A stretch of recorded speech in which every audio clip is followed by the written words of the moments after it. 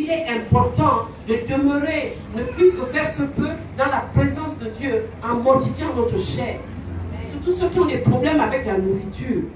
Ils mangent et la chair s'alourdit tellement que l'esprit devient chétif.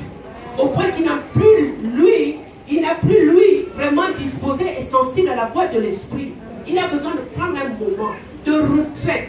Retraite, ça veut dire se retirer de tout. Je me retire de mon environnement immédiat. Je me retire de la présence même de mon mari qui va m'amener à parler des choses de la chair. Je me retire de la présence de mes enfants. Je me retire même de mon travail parce que c'est important que je bâtisse une relation avec le Seigneur. J'ai besoin de m'entretenir avec lui.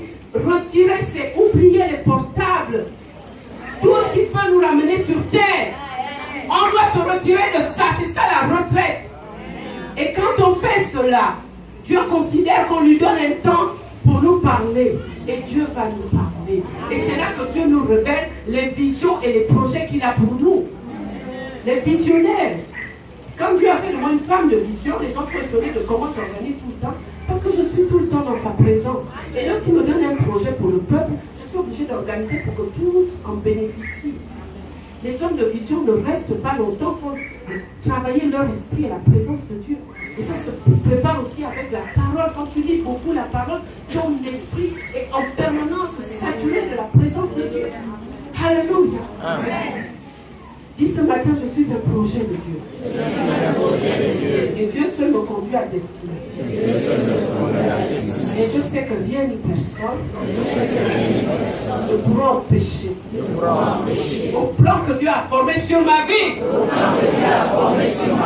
Non, tu le dis comme un homme qui n'est pas convaincu. Je ne sais pas si tu as réalisé quel Dieu tu pries, quel Dieu il est. C'est le même Dieu là qui a délivré le peuple d'Égypte. C'est le même Dieu qui a formé le projet de faire venir son fils. C'est ce même Dieu-là qui est le nôtre. C'est ce Dieu-là dont nous parlons là. Si tu le réalises, tu ne vas pas me faire ce genre de prière comme si je suis venu t'apprendre une récitation. Je suis venu te donner des paroles qui doivent te propulser dans une destinée certaine. Et ces paroles-là sont vie et sont esprit.